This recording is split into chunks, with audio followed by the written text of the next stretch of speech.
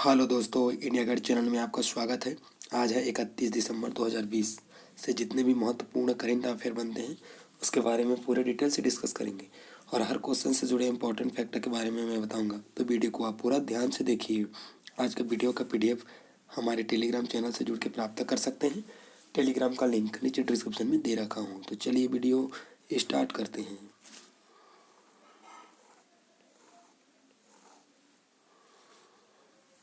Chhattisgarh current affair का हमारा पहला क्वेश्चन, विश्व की सबसे ऊंची रेलवे ब्रिज कहाँ की गार्डन पर टिकेगा? तो इसका करेक्ट आंसर हो जाएगा 3 नंबर, भिलाई में टिकेगा। क्वेश्चन की स्पष्टीकरण देखते हैं।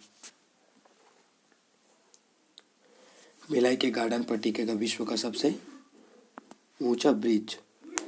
प्रधानमंत्री नरेंद्र मोदी के ड्रीम प्रोजेक्ट में सबसे ऊपर जम्मू कश्मीर के कड़का बलिहाल में रेलवे संपर्क के चिनाब नदी पर बन रहे विश्व के सबसे ऊंचे रेलवे ब्रिज को रखा गया है। लेकिन यह बात शायद ही आपको पता हो कि इस ब्रिज में भिलाई में तैयार किए जा रहे हैं गार्डन का उपयोग किया जा रहा है। यहाँ की निजी कंपनी टमास्को नंदनी इसका निर्माण कर रही है। इसके लिए उसने 350 कर्मचारी लगाए हैं और सोलर मित्तल गुजरात से स्पेशल ग्रेड के प्लेट मंगवाए जा रहे हैं जिनका चौड़ाई 4 मीटर तक है। एक गार्डन का वजन 35,000 किलोग्राम है। यह ब्रिज इन गार्डन पर ही टिका होगा, जिसे आप इमेज में देख सकते हैं। दोस्तों, ये कहाँ बनेगा? ये भिलाई में बनेगा। भिलाई की बात आई है तो भिलाई किस जिले के अंतर्गत आता है? तो दुर्ग जिले के अंतर्गत आता है। अब दुर्ग की बात आई है तो दुर्ग के बारे में कुछ इंपॉर्टेंट फैक्ट देखते हैं। दुर्ग की स्थापना 1906, मुख्यालय दुर्ग। दुर्ग किस नदी के किनारे बसा है? तो दुर्ग शिवनाथ नदी के किनारे बसा है। प्रदेश में बहने वाली सबसे लंबी नदी है तो शिवनाथ नदी है। कितने किलोमीटर बहती है? तो 290 किलोमीटर बहती है। प्रदेश में सर्वाधिक साक्षर जिला है तो दुर्ग जिला सबसे साक्षर जिला है। स्वर्गीय हेमचंद विश्वविद्यालय दुर्ग नागपुरा जैन तीर्थकर का 23वें पावरस्नाथ यहाँ स्थित है। पावरस्नाथ मंदिर कहाँ है? तो दुर्ग जिले में स्थित है। सर्वाधिक नगरीय जनसंख्या जिला है तो दुर्ग में है। प्रदेश के दूसरे सबसे छोटा जिला है तो दुर्ग जिला है। 1955 भिलाई इस्पात संयंत्र की स्थापना द्वितीय पंचवर्षीय योजना के तहत किया गया है। भिलाई को स्टील सिटी, ज्ञान की राजधानी, छत्तीसगढ़ का आर्थिक राजधानी कहा जाता है। 1965 में एसएससी सीमेंट 1965 एसीसी सीमेंट, ठीक है दोस्तों, प्रदेश का प्रथम सीमेंट फैक्ट्री जामुन दुर्ग में स्थित है। वासुदेव चंद्रकार कामधेनु विश्वविद्यालय प्रथम पशु चिकित्सक एवं पशुपालन महाविद्यालय अंजोरा दुर्ग में स्थित है। भिलाई में सॉफ्टवेयर टेक्नोलॉजी पार्क, मैत्रिक गार्डन, ये दोनों पार्क कहाँ है? तो दुर्ग में स्थित है। रूस भारत की मित्रता का प्रतीक है दोनों गार्डन, सॉफ्टवेयर टेक्नोलॉजी पार्क और मैत्रिक garden. Dharamji Morarji fertilisation company कुम्हारी दुर्ग में स्थित है। वन क्षेत्र प्रतिशत में प्रदेश का सबसे कम है तो दुर्ग है। तो इस क्वेश्चन से इतना इंपॉर्टेंट फैक्टर को आप याद रखिए, एग्जाम में ऐसे क्वेश्चन पूछे जाते हैं। चलिए नेक्स्ट क्वेश्चन को बढ़ते हैं।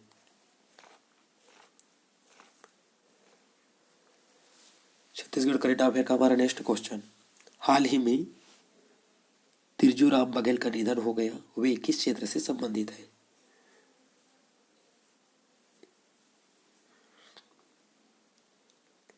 तो इसका करेक्ट आंसर हो जाएगा 2 नंबर, राजनीतिक से संबंधित है। हाल ही में श्री जीतूराम बघेल का निधन हो गया। इस क्वेश्चन के स्पष्टीकरण देखते हैं। मुख्यमंत्री ने पूर्व मंत्री और वरिष्ठ कांग्रेस नेता श्री जीतूराम बघेल का निधन पर दुख व्यक्त किया है।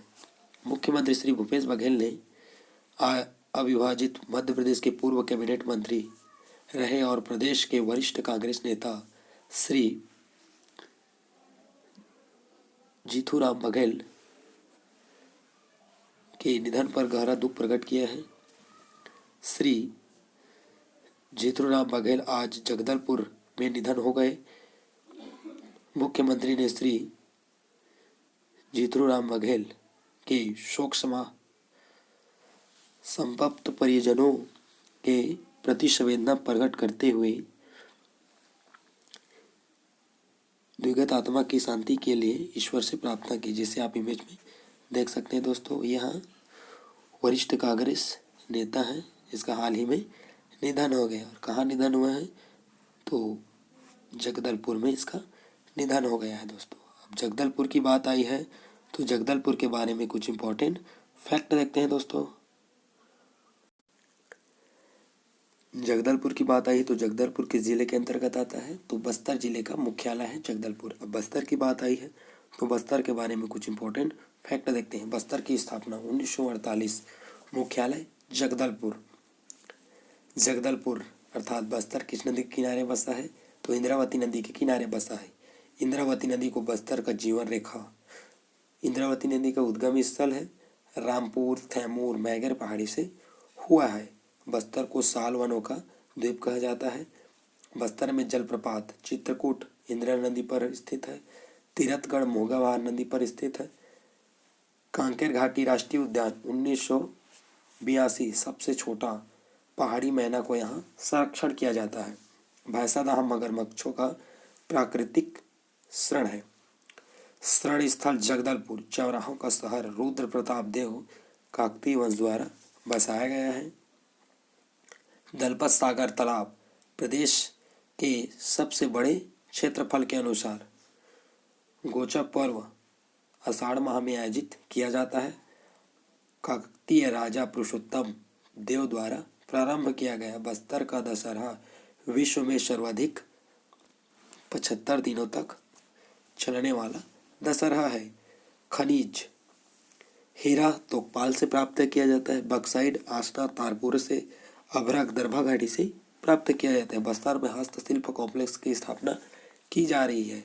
बस्तर में 1972 में लर्न जातिया म्यूजियम को यहाँ जगदलपुर में बसाया गया है, स्थित किया गया है। 1988 जिला पुरातत्व संग्रहालय जगदलपुर में स्थित है। तो इस क्वेश्चन से इतना इंपॉर्टेंट फैक्टों को आप याद रखिए, एग्जाम में ऐसे क्वेश्चन पूछे जाते हैं। तो चलिए नेक्स्ट क्वेश्चन की ओर बढ़ते हैं। हाल ही में भारत सरकार ने राज्य की भूपेश बघेल सरकार की उपलब्धियों के लिए किस तारीख को प्रधानमंत्री के हाथों राष्ट्रीय पुरस्कार मिलेगा तो इसका करेक्ट आंसर हो जाएगा 3 नंबर 1 जनवरी 2020 को नरेंद्र मोदी के द्वारा हमारे भूपेश बघेल को सम्मानित किया जाएगा। क्वेश्चन की स्पष्टीकरण देखते हैं। 2 वर्षों में छत्तीसगढ़ को 2 वर्जन से ज़्यादा राष्ट्रीय पुरस्कार। भारत सरकार ने राज्य की भूपेश बघेल सरकार की उपलब्धियों को सराहा है। कुपोषण मिटाने, रोजगार, शिक्षा और स्वच्छता सुनिश्चित करने में मिली सफलताएं। गरीबों को घर देने के लिए 1 जनवरी 2021 को प्रधानमंत्री के हाथों से मिलेगा पुरस्कार। भारत सरकार प्रधानमंत्री आवास योजना शहरी के तहत छत्तीसगढ़ में संचालित किए जा रहे हैं मोर जमीन मोर मकान मॉडल की सराहना करते हुए पुरस्कृत करने की घोषणा की है। साथ ही डोंगरगढ़ को सर्वश्रेष्ठ प्रदर्शन करने वाली नगरपालिकाओं की श्रेणी में पुरस्कृत करने की भी घोषणा की है। पूर्व नदी नालों में पुनरुद्धार के लिए भी किए गए कार्यों के लिए बिलासपुर और जन संरक्षण कार्यों के लिए सूरजपुर जिले को नेशनल वाटर अवार्ड 2019 के लिए चयनित किया गया था। भारत सरकार आवास और शहरी कार्य मंत्रालय द्वारा आयोजित स्वच्छ सर्वेक्षण 20 के तहत छत्तीसगढ़ के देश बड़े के राज्यों में पछाड़ते हुए देश के स्वच्छता राज्य होने का दर्जा प्राप्त कर हासिल किया, जैसे आप इमेज में देख सकते हैं दोस्तों। तो मुख्यमंत्री को श्री नरेंद्र मोदी जो कि प्रधानमंत्री हैं, उनके द्वारा 1 जनवरी को 2021 को पुरस्कृत से हाथों अवार्ड दिया जाएगा दोस्तों। तो इस क्वेश्चन से इतना इंपॉर्टेंट फैक्ट को आप याद रखिए, एग्जाम में ऐसे क्वेश्चन पूछे जाते हैं। चलिए नेक्स्ट क्वेश्चन की ओर बढ़ते हैं।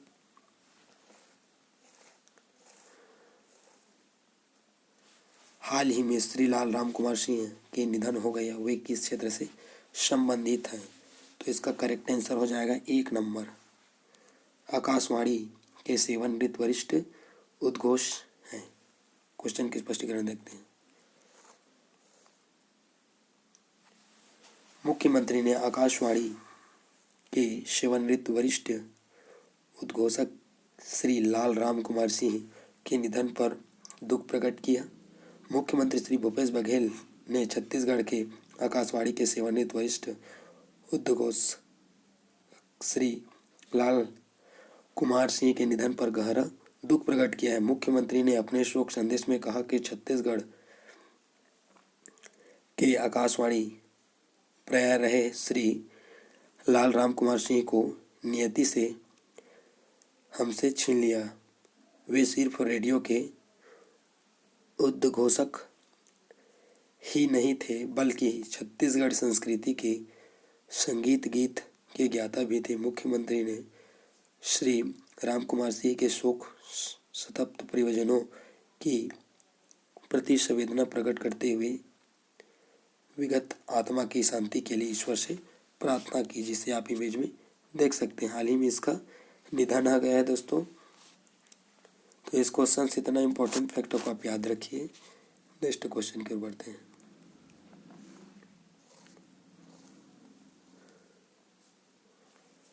हाल ही में श्री अशोक सिंह के निधन हो गए, वे किस क्षेत्र से किस जिले से संबंधित है दोस्तों?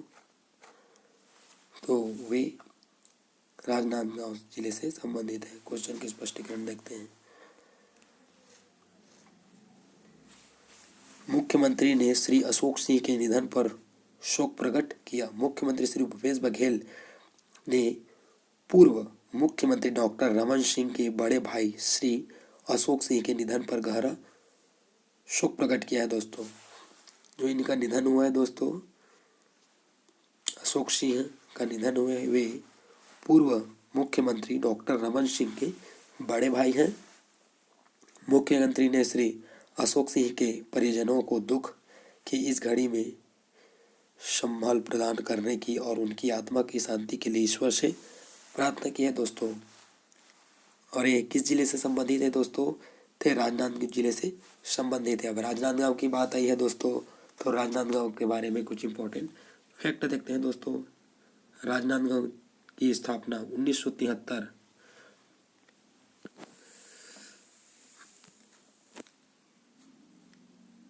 राजनांदगांव जिला किस नदी के किनारे बसा है दोस्तों?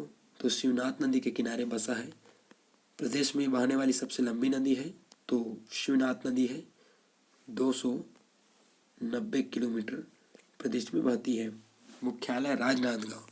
मातृत्व जिला दुर्ग से पृथक करके राजनांदगांव जिले का निर्माण किया गया है। मुख्य खनिज यहाँ मिलते हैं लौह आस्यक, बुरिया बिट्टू, न्यूरेलियम भंडारी टोला,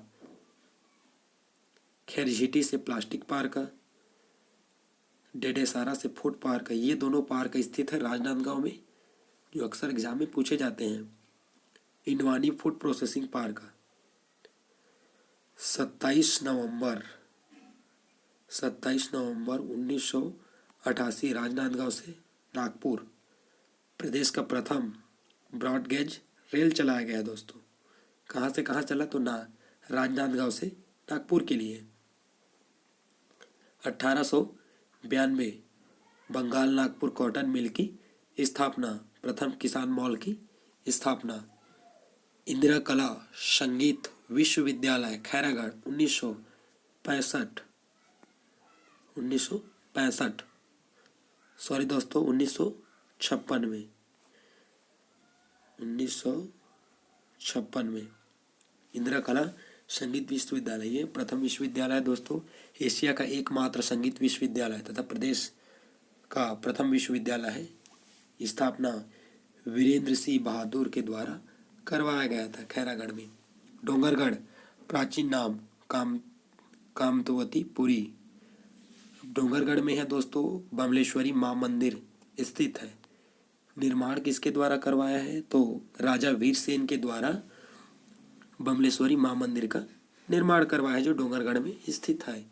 प्रज्ञगिरी पहाड़ी, मैकल्स नदी, चितवा डुंगरी, नवपाषाण कालीन स्थल गुफाएं, ये सब कहाँ हैं, तो राजनांदगांव जिले में स्थित है दोस्तों। तो इस क्वेश्चन से इतना इंपॉर्टेंट फैक्ट को आप याद रखिए। तो ये वीडियो आप लोग को कैसा लगा दोस्तों, कमेंट बॉक्स में ज़रूर बताना। यदि मेरे इस वीडियो से आपको हेल्पफुल मिला हो तब मेरे वीडियो को लाइक, शेयर, कमेंट और मेरे चैनल को सब्सक्राइब करें। थैंक्स फॉर वॉचिंग इंडिया गढ़।